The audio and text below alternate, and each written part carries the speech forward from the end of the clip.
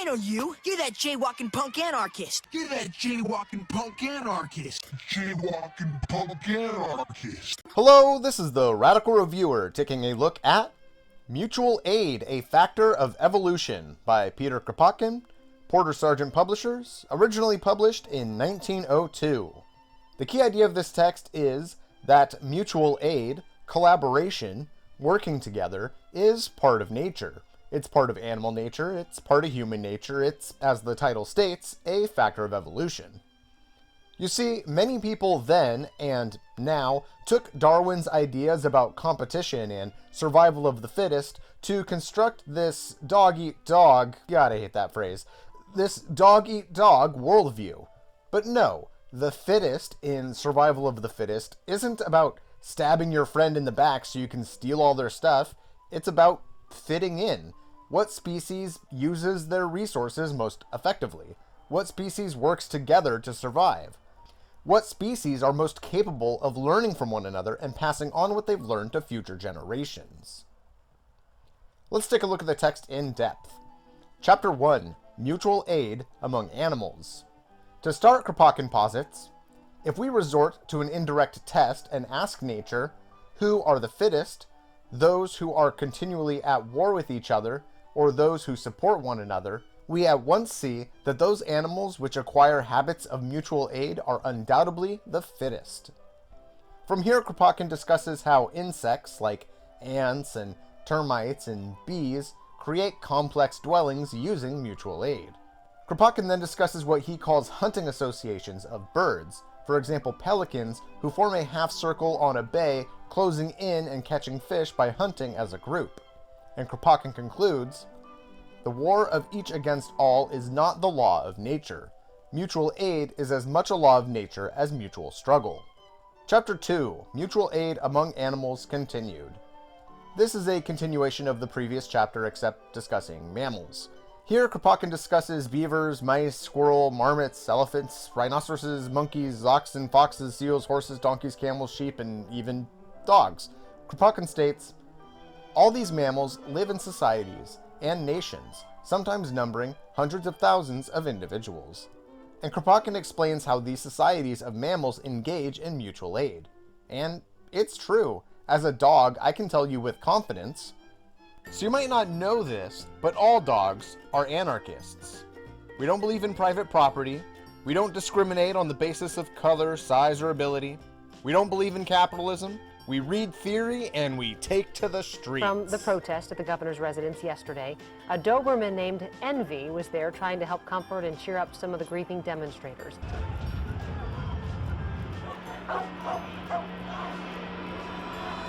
And Kropotkin concludes, while fully admitting that force, swiftness, protective colors, cunningness, and endurance to hunger and cold, which are mentioned by Darwin and Wallace, are so many qualities making the individual or the species the fittest under certain circumstances. We maintain that under any circumstances, sociability is the greatest advantage in the struggle for life. Chapter 3, Mutual Aid Among Savages. Savages, that's a pretty outdated term. This was written in 1902. Let's put a pin in that for now. Kropotkin critiques what is called the Hobbesian war of each against all. This idea that human evolution was fraught with violent struggle for survival of the fittest. You know, dog eat dog. Basically, people thought that humans of prehistoric times were like tigers, solo hunters, rugged individuals, and all that. But in fact, you were more like me, living in packs and working together for survival. And Kropotkin argues, the very persistence of the clan organization shows how utterly false it is to represent primitive mankind as a disorderly agglomeration of individuals who only obey their individual passions and take advantage of their personal force and cunningness against all other representatives of the species. Unbridled individualism is a modern growth, but it is not characteristic of primitive mankind. I mean, ask yourself, would you rather be a lone individual trying to survive in the wild like the Into the Wild guy or goddamn Castaway? I mean, hell, even Tom Hanks had Winston to keep him company.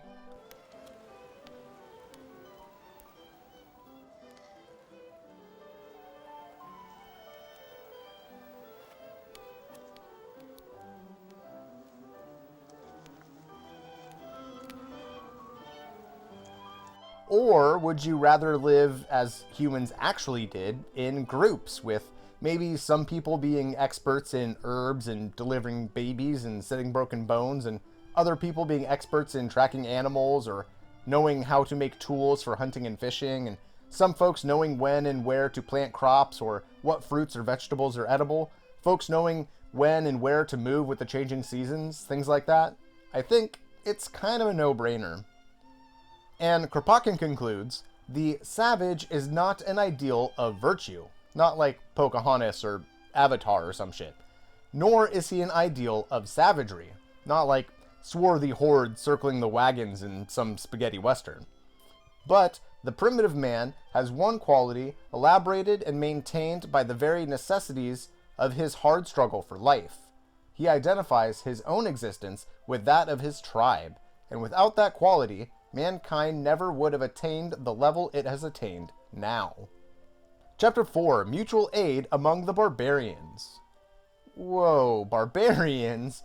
Okay, first dropping the S slur and now the B slur? What is this, 1902? The date that this book was written in?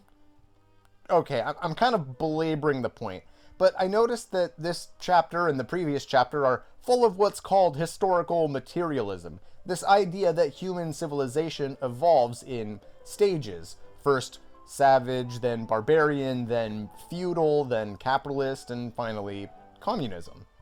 Like this chapter that we're on right now, look at this quote here. The stems of Africa offer such an immense variety of extremely interesting societies, standing at all intermediate stages, from the early village community to the despotic barbarian monarchies, that I must abandon the idea of giving here even the chief results of a comparative study of their institutions. Now, Kropotkin was certainly more woke than someone like Darwin, but still, calling people savages and barbarians is just kind of not the thing we do these days. In fact, I wonder what the modern terms even are. I know, I'll call Tristan from Step Back History. I'm sure he knows. So the real secret of the Justinian plague is actual... One second. Looks like it's that dog that learned how to dial a phone. 1 second. Thought I blocked this number. Go for Tristan. Hey Tristan, it's Radical Reviewer. Don't hang up. I'm stuck on some history stuff, and I need some history help. Alright, what's up? So I'm doing a review of Mutual Aid, and Kropotkin uses a lot of terms like savage and barbarian, and it's clear that he's talking from a historical materialism perspective. But do people still use historical materialism? And what about these outdated terms? As a historian, could I get an update on this stuff? Yeah, terms like barbarian and savage are definitely not used anymore. There's just way too much of a colonial association with them, so we've kind of stopped. Today, terms like nomadic or hunter-gatherer, or even more recently foraging societies, are a little bit more common than nomad or savage. But when you're talking about materialism, historical materialism specifically, historical materialism and sort of Marxist analysis is actually still fairly common in the social sciences, and even non-Marxists have found lots of value in studying the relationship between economics and society. So it's a fairly common tool in a lot of people's tool belts, but just not the only tool. For example, in medieval European history, a lot of wealth was generated through agriculture, so you have an entire social and political system focused around the ownership of land. Okay, awesome, thank you. That's really helpful. Actually, Tristan, would you mind sticking around for a bit? After this chapter on barbarians, or I mean nomadic peoples, there are some chapters on medieval towns and guilds and stuff like that. That part of human history is a little out of my wheelhouse. Frankly, I'm more comfortable with the chapters about animals, to be honest. After I finish this chapter, would you like to take chapters 5 and 6? Yeah, okay, sure, I'll be back in a little bit. Okay, awesome. Back to the text. Chapter 4, Mutual Aid Among Barbarians. To start, Kropotkin argues, as he's argued in the previous chapters, that our ideas of an individualistic dog-eat-dog world are inaccurate. He states, and I tried several Jordan Peterson and Ben Shapiro impressions on this one, but they never quite sounded right. Warfare.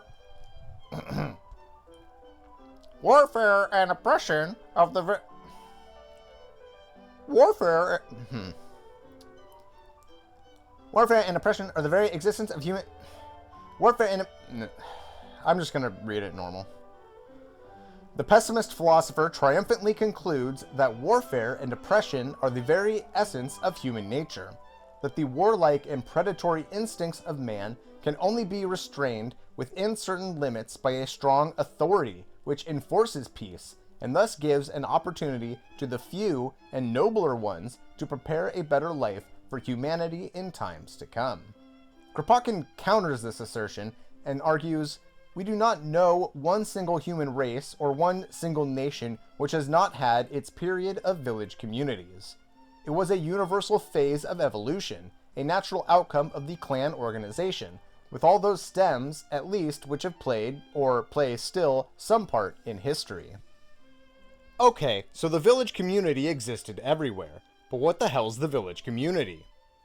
The village community, which Kropotkin refers to a lot here, is basically, in historical materialism terms, the historical stage just before the medieval city. It's villages of people living a pre-capitalist, more democratic, self-managed, non-hierarchical, mutual aid kind of existence. Something that totally flies in the face of the myth that humans need authoritarian rule, or that humans are naturally predatory or warlike. But how did this work? Kropotkin then explains how the modern barbarians, those considered barbarian during his day, did not buy or sell goods within their community, but would only buy and trade with other communities, which actually makes sense when you think about it. We often hear about how people in ancient times would use bartering systems, trading eggs for shoes or whatever, but that trading goods was inefficient, and so currency was invented to make trading easier, and so then markets were formed, which then naturally developed into capitalism. But trading in this way makes no sense. Sure, if someone came to town with wares for sale, they could trade with others, but within one's own community, how often someone needs eggs or shoes greatly varies. So, Kropotkin and others have argued that what actually took place is that people who wanted eggs could get them from the community chicken keeper, if they needed, as needed. Knowing that, as the community cobbler, for example, if the chicken keeper ever needed shoes, he could help out in kind. You know, mutual aid. Anyway, let's hear from Tristan. Chapter 5. Mutual Aid in the Medieval City. So chapters 5 and 6 of Mutual Aid focus on what's called the medieval city. What it does describe is something about the Middle Ages that a lot of people have a strong misunderstanding about today, which is that medieval life, feudal life, wasn't exactly the nightmarish, overworked conditions that you'd think of. Feudalism did not imply a dissolution of the village community. Although the lord had succeeded in imposing servile labor upon the peasants, and had appropriated for himself such rights as were formerly vested in the village community alone, taxes, mortmain, duties on inheritances and marriages, the peasants had nevertheless maintained the two fundamental rights of their communities, the common possession of the land and self-jurisdiction. We have a rather warped view of medieval societies, which comes mostly from the Victorian age and the nightmares of wage work in that period. But for the most part, feudal lords, dukes and barons and kings and everything, they tended to live in nice manners, and oftentimes the land that they were technically in charge of, they didn't live in. They would actually go somewhere else, or live somewhere else, or constantly be in battle. So fairly often, feudal lords weren't around, and even if they were generally disinterested in the day-to-day running of society of the people who were working under them. So, fairly often, peasants were under self-management. They didn't really exchange money, nobody really had any hard currency, and so they worked together in what is usually called primitive communism, which is a informal, debt-based economy, the sort of economy that you have with your friends. Hey, If you get me a beer, I'll buy the next one. Not to try and plug another book while we're talking about mutual aid, but a really good follow-up on this kind of discussion and how this sort of economy worked is a book called Debt: The First 5,000 Years by another anarchist, David Graeber. Explaining the mutual aid of the guilds, Kropotkin states, "If a brother's house is burned, or he has lost his ship, or has suffered on a pilgrim's voyage, all the brethren must come to his aid. If a brother falls dangerously ill, 2 brethren must keep watch by his bed till he is out of danger. And if he dies, the brethren must bury him, a great affair in those times of pestilence, and follow him to the church and the grave. After his death, they must provide for his children. If necessary, very often the widow becomes a sister to the guild." Now, guilds were most definitely a form of mutual aid, but we are thinking about this in terms of capitalist alienation, where we are felt like we are at war with other people in our same industry or ourselves. One of the more common criticisms you might hear of anarchism or leftist socialist ideas in general is the human nature argument, that humans are just naturally predisposed to individual selfishness and a focus on greed. In our very alienated capitalist society, it's assumed that humans and dogs are in ruthless competition with each other and only really interested in advancing their own self-interests at the expense of everybody else. It's almost as if the idea of economics is a zero-sum game in which there are winners and losers. But what we've seen in mutual aid so far, as well as oftentimes in nature and multiple studies of how groups work together, is that cooperation is a much more successful strategy than competition. In fact, fairly often people who cooperate will find themselves doing better overall than even the people who individually tried to advance themselves at the expense of others. Cooperation is just overall a better strategy for winning at pretty much everything. The more we begin to know the medieval city, the more we see that it was not simply a political organization for the protection of certain political liberties. It was an attempt at organizing on a much grander scale than in the village community, a close union for mutual aid and support, for consumption and protection, and for social life altogether, without imposing upon men the fetters of the state, but giving full liberty of expression to the creative genius of each separate group of individuals in art, crafts, science, commerce, and political organization. So again, what we're seeing here at odds with our common understanding of the Middle Ages is that guilds did not have the Victorian idea of capitalist alienation. It's very bad form, 50 DKP minus. Even in cities, feudal lords were generally disinterested in managing day-to-day life, so society was generally managed by either guilds or by the people level, just communities working together in a sort of mutual aid system. And a common criticism of anarchist philosophy is, how do you keep such a large and complex society such as ours organized?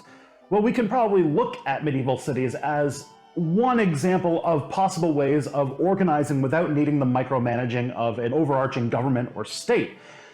Multiple different communities worked together and cooperated in order to advance themselves and keep themselves together. Now, this is by no means a perfect system. The Middle Ages definitely had their problems, and these cities definitely had their moments of mismanagement. For example, communities could be pitted against each other. Fairly often this happened in the form of anti-Semitic violence against the Jewish community, for example. Chapter 6. Mutual aid in the medieval city continued.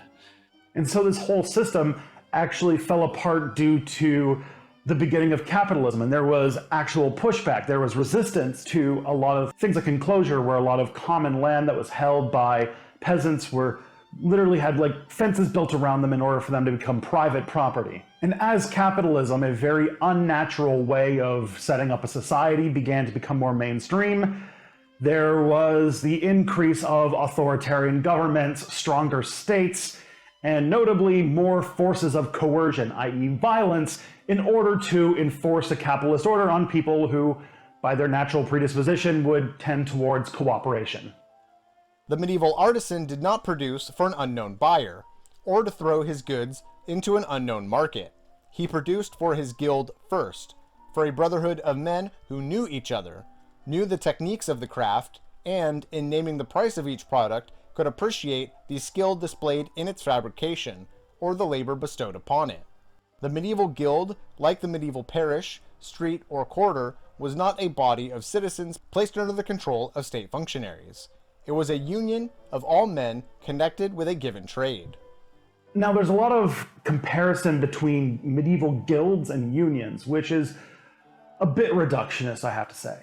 What does make them similar is that they are, yes indeed, coalitions of workers in a certain industry coming together and working towards a common goal. It's just that guilds often were used to maintain a trade, to maintain trade secrets, to maintain their own power, and to generally take care of each other within the guild. While unions are unions of workers in order to create a unified political unit that is made up of people who individually don't have much political power on their own in order to exert forces over their capitalist bosses to gain some sort of benefit.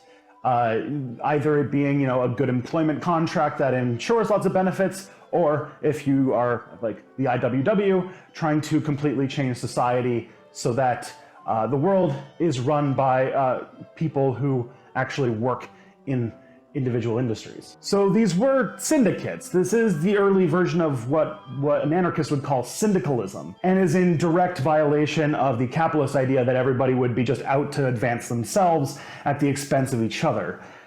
Once capitalism became more of a thing, the guilds were having a harder time functioning, became more professional organizations because the competition between different types of artisans actually led to the breakdown of cooperation and solidarity between them.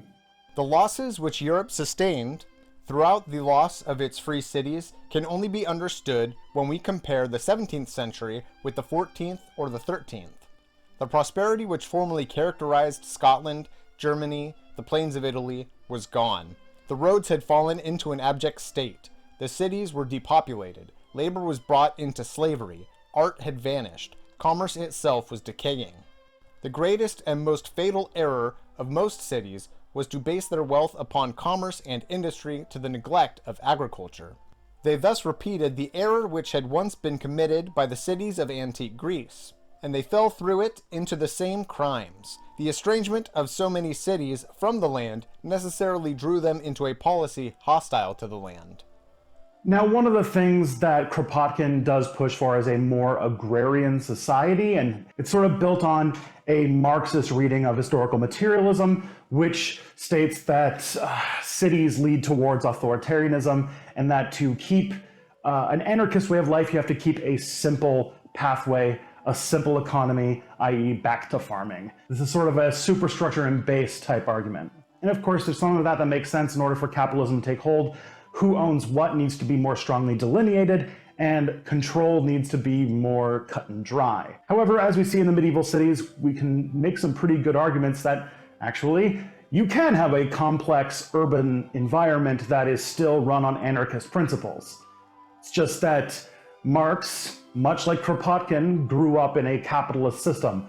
And while they were visionaries of their time, they are still limited by the superstructure in which they grew up in. And the opposition to the enclosure and the encroaching capitalist movement of workers would become the prototypes of what would become socialists. The fight against capitalism in the 1600s, 1700s, 1800s would become what would be the international socialist movement of the 19th century that we're more familiar with, that has a strong genealogy and pedigree that goes all the way to today. Chapter 7, Mutual Aid Amongst Ourselves. The entire book has slowly built up to this point, from the least complex animals, bugs and stuff like that, to the most complex, primates and, of course, dogs. From the least technically advanced societies of humans, hunter-gatherers, to, well, judging by the device that you're watching this video on, probably yourself. And Kropotkin is basically asking, if mutual aid, collaboration, and working together are so natural to so many species, including ourselves, well then what the hell happened? Why are we so atomistic, so individualistic, so dog-eat-dog today? Kropotkin answers this by stating, for the next 3 centuries, the states, both on the continent and in these islands, systematically weeded out all institutions in which the mutual aid tendency had formerly found its expression. We see this in everything from the theft of communal lands and vagrancy laws that were discussed in Marx's Capital for Beginners, to the attacks on labor unions that were explained in The Rise and Repression of Radical Labor, to assaults on public institutions and imposing privatization that was discussed in The Shock Doctrine, to the kind of COINTELPRO stuff that I covered in my video about dicks in the FBI. Kropotkin continues, "It seems, therefore, hopeless to look for mutual aid institutions and practices in modern society. What could remain of them?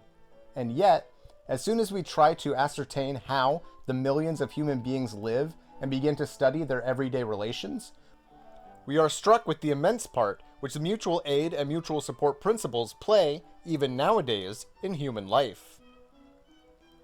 And think about it. Think about your own life. Everything from being babysat by your grandparents to bringing chips and soda to your DMD campaign with your friends. People working together and doing things for each other, engaging in mutual aid. From here, Kropotkin discusses the theft of the communal lands and the imposition of capitalism. He states, "Nowhere did the village community disappear of its own accord. Everywhere, on the contrary, it took the ruling classes several centuries of persistent but not always successful efforts to abolish it and to confiscate the communal lands." Chapter 8, Mutual Aid Amongst Ourselves, continued.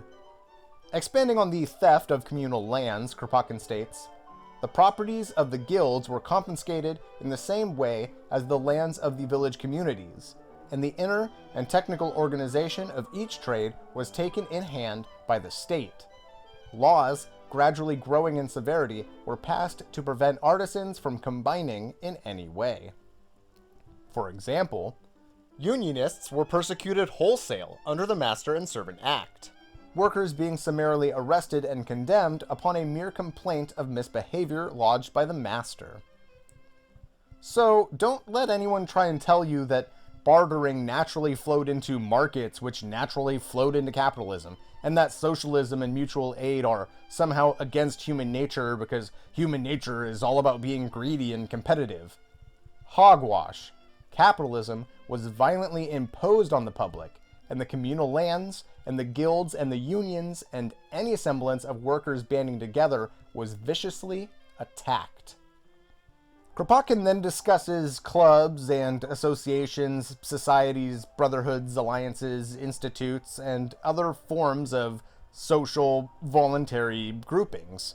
And he also names several anecdotal stories of individuals adopting children, or feeding the hungry, or doing sympathy strikes, and things like that. And look around yourself. I mean, look at all the mutual aid that's taken place, for example, since this coronavirus pandemic. People making masks for free or at cost, people doing grocery shopping for others, food deliveries, rent strikes, and the like.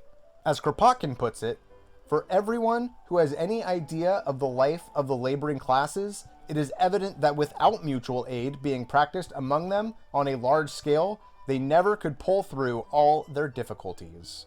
And Kropotkin concludes, "Neither the crushing power of the centralized state, nor the teachings of mutual hatred and pitiless struggle which came adorned with the attributes of science from obliging philosophers and sociologists, could weed out the feeling of human solidarity, deeply lodged in men's understanding and heart, because it has been nurtured by all our preceding evolution." Conclusion. This chapter is basically a summary of the entire text, discussing the mutual aid of bugs and birds and dogs and hunter-gatherers and modern humans. And Kropotkin states, "The animal species in which individual struggle has been reduced to its narrowest limits, and the practice of mutual aid has obtained the greatest development, are invariably the most numerous, the most prosperous, and the most open to further progress.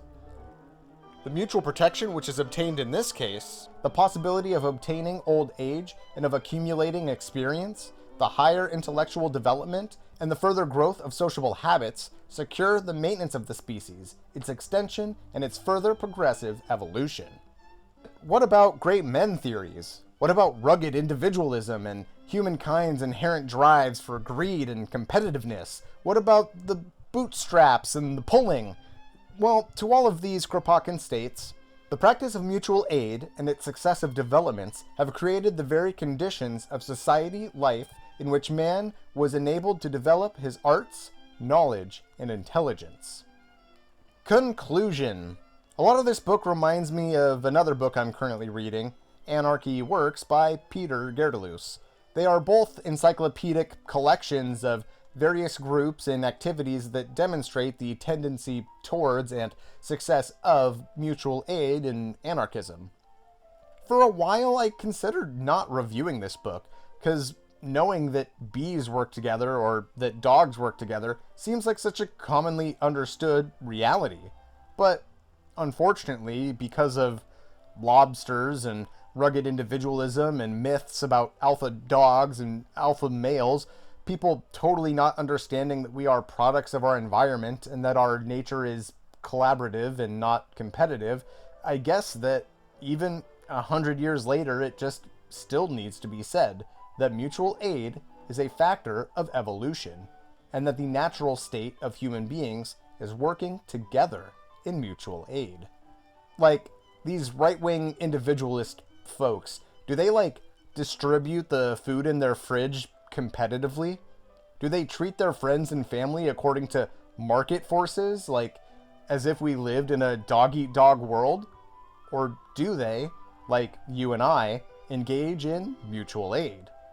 Mutual aid in our D&D campaigns, in our Magic card tournaments, while playing Minecraft or Ark, while teaching a friend how to play a musical instrument or program a computer, while playing in a band or playing on a sports team, when cleaning up around the house or throwing a potluck, when doing a food drive or helping an elderly person cross the street, or when donating your used goods, or when volunteering for a church group, or when house-sitting for a friend, or babysitting your nephew, or making an educational YouTube video in your spare time, or helping a friend move, or saving a dog from drowning, or performing CPR or the Heimlich maneuver on a stranger, or getting someone's car a jump. Anyway, I'd like to thank Tristan of Step Back History for helping me out with this one. If you have some questions about history, I recommend going to his channel, link in the description.